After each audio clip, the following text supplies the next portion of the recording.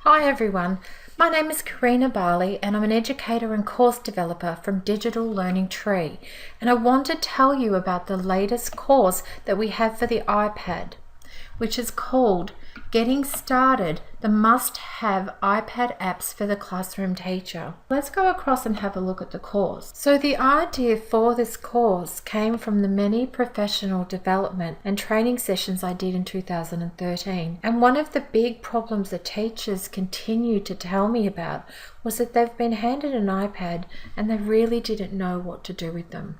So I wanted to start with 10 apps that you could use that would transform your classroom into a 21st century classroom. And we'll talk about those apps in a moment. So what this course does is will assist you in mastering each app. Will provide ideas on how to utilize and incorporate the apps in your daily lessons so that you will come away with the confidence to use them with your students to meet the Common Core standards. There is also a section on how to physically set up your iPad, how to employ security settings, organize your apps, develop iPad use policies, and generally have your iPad ready for classroom use. Okay, so let's go inside and have a look at the course. So the course has 5 lessons. Getting started with your iPad, why iPads, creative applications, screencasting apps, and augmented reality apps. So if we take a look at lesson 1, getting started with your iPad, this goes through how to turn the device on, how to connect to the internet, organizing your apps into folders, purchasing apps and where to purchase them from, and all of these icons have links to the iTunes store or an iTunes preview of some sort. So you can see that there's quite an extensive amount of information here. It also talks about the new ISO 7 update and what that looks like and how it's different from the previous setup. And I've also got some information about the iCloud in other lessons as well as this one. What to consider before you deploy iPads into your school and classrooms. Security and childproofing, which is an extremely important consideration for schools and classrooms, and setting up parental controls. And one of the great things about the iPad is that they do have fantastic parental controls. So then we have another really important section on speak selection, voiceover, and other options for children with disabilities. And there are some fantastic accessibility options now. So you have voice over, you have text to speech options, and some also really fantastic options for kids who have sight issues. So we'll just briefly go through that. As I said before, we will be looking at organizing applications, and I think this is a really important section. And you may not think organization of your apps is very important, but it's extremely important to the flow of your classroom. So I've just talked about organizational methods, adding home screens, the iCloud, which is extremely important, and the fact that you can now store most of your important data to the iCloud, and you don't have to worry also about losing your information because it's all stored in the iCloud. And then the all-important iPad policy, and what an iPad policy for your school and your classroom should consider. The next lesson is why iPads? Why use an iPad at all? And I think it's a really important question and one you should have firmly considered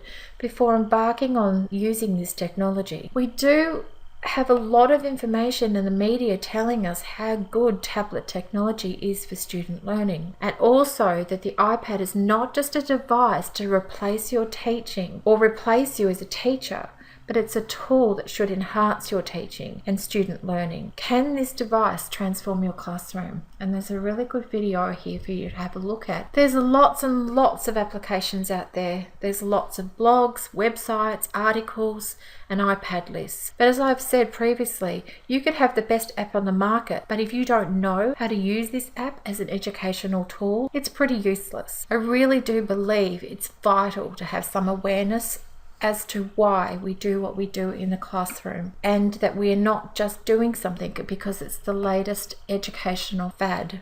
So here are the creativity apps. Honestly, I could have chosen so many apps, and you will probably notice that these apps are fairly generic in that they are not subject based. Perhaps another set of courses could be the 10 best math apps or the 10 best English apps, etc. However, having said that, I wanted to give you 10 apps that you could use across most curriculum areas. Lesson 3, as I said, covers creativity apps. So while I'm calling them that, you can use them for art, drama, and even music. However, you can use these apps in writing, reading, social studies, history, geography, science, and even math. So the 4 apps I'm going to be highlighting are Strip Designer, and this is basically a comic making app, but honestly, it's so much more. I think it's one of the best writing apps on the market, and it's value for money. Not only can you create some really great teaching resources using this app, your students will have so much fun using it to do the work that you've assigned them. The next app is called Magical Pad, and this is a really good lecture note-taking app. Students can create specific folders for specific subject areas, and they can include photos, websites, reminders, etc. I think it's one of the better note-taking apps around at the moment. Graphio with an F. Graphio is a mind mapping app. However, this app is so much more. It is $10 or $9.99, but it's an exceptional app, and in the resources section I provide many scenarios in which you can use this app. Students can create art, they can do posters, mind maps and mind maps with audio. Then of course, as a teacher, you can create an audio-visual worksheet. It's worth every penny of the $10 price tag. And Keynote, lastly, but certainly not least. This is like PowerPoint, but using the transition and builds, teachers can use this app to create what I call movable worksheets, and more about that inside the course. So not only will I show you how to use these apps, I will give you lots of educational ideas on how to use them in your classroom. And I give you lots of resources and lots of little videos that demonstrate the app use. And then also there are lots of links in the resource sections to worksheets and examples, and so you won't be left lacking for ideas or strategies for using these apps. So moving on to the next lesson, which is screencasting apps. Screencasting is essentially having the ability to record both visually and audibly what is on the screen, and you can make mini videos from the screencast you create. Screencasting is another one of those buzz things that's happening at the moment around education, and screencasts are particularly being heralded as the tool for flipped teaching. But I think you can also use screencasting apps in other ways. You can use them for group work, so you as the teacher can be working with one group of students while another group uses their iPad and views and works with screencasting apps you may have pre-recorded. You can use them to set tasks for your students as an alternative to the worksheet. You can use them for homework, not just flip teaching. And you can even use these apps to send notes home to your parents. You can use them to highlight concepts that one or more of your students are not getting. You can use screencasting apps to differentiate your learning, and this is really important. So you might have a different screencast for each child, focusing on the concept that they may need to learn. So the apps that I've chosen are Explain Everything, Know Me a Teach, and an app called iMovie, which is another one of Apple's apps, and a really fun app called VideoScribe. VideoScribe is just fantastic. Again, it's another one that's a bit more expensive. I think it's around the $10 mark as well, but it is so fun and so easy to use, and I just know kids will really enjoy using this app. So inside this lesson, you will see that I've got quite a few videos, probably 5 or 6 videos, but what I've done is created little mini movies on how to use the particular apps in the classroom. So this one is using iMovie in the classroom. So this is the iMovie section, and you can see just by using photos that students can create a really fun movie with text that might describe. I've focused on France, and your students could do this as well on any subject area. The same with VideoScribe here. I'll show you briefly how this looks. Now you can add audio to this as well. And this is a geography assignment. So rather than hand them a worksheet, I've decided to use VideoScribe as my assignment sheet. And it's just fun. It's easy to do. It probably took me 10 minutes to create this.